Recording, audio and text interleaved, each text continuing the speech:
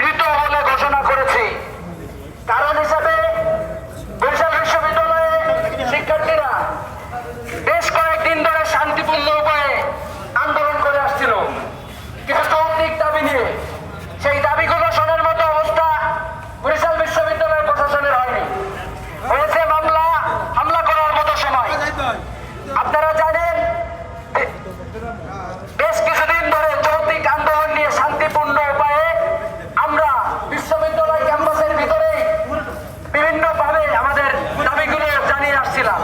যৌক্তিক কিছু দাবি নিয়ে বিশ্ববিদ্যালয়ের সকল স্টুডেন্টদের মতামত নিয়ে আমরা যখন রাস্তায় নামলাম বা আমরা আন্দোলন করতেছিলাম, তো দেখা যায় এক পর্যায়ে যে বরিশাল বিশ্ববিদ্যালয় প্রশাসন আমাদেরকে স্বৈরাচার স্টাইলে, যে স্বৈরাচার আমলে যেভাবে হামলা মামলার মাধ্যমে আন্দোলনকে দমন করা হতো, সেভাবে দেখা যায় আমাদের বিশ্ববিদ্যালয়ের কিছু শিক্ষার্থীদের নামে একটি মামলা দায়ের করে, যেখানে আমাদের বিশ্ববিদ্যালয়ের যারা শিক্ষার্থী আছে তাদের কিন্তু ভবিষ্যৎটাকে বিভিন্নভাবে একেবারে দমিয়ে দেওয়া হয়। তো এই যে হামলার মাধ্যমে যে আন্দোলন দমনের যে প্র্যাকটিসটা, এই যে স্বৈরাচার আমলে যে আমরা দেখে আসছি, এই প্র্যাকটিসের থেকে বের হয়ে আসার জন্য আমাদেরকে আহ্বান জানাই এবং আমাদের যৌক্তিক দাবি আছে এই দাবিগুলো তারা মেনে নেওয়ার জন্য আহ্বান জানায়। কিন্তু তারা আমাদের কোনো কর্ণপাত না করে আজকে আমরা বিশ্ববিদ্যালয় প্রশাসন তাদেরকে মৃত ঘোষণা করে। জানেন যে আমরা গত সপ্তাহ থেকে আমাদের 4টা যৌক্তিক দাবি নিয়ে আমরা মাঠে ছিলাম, আন্দোলনরত অবস্থায় ছিলাম এবং এই আন্দোলনের ধারাবাহিকতায় আমরা কঠোর থেকে কঠোর কর্মসূচির অংশ হিসাবে গতকাল আমরা এখানে রাস্তা অবরোধ করি।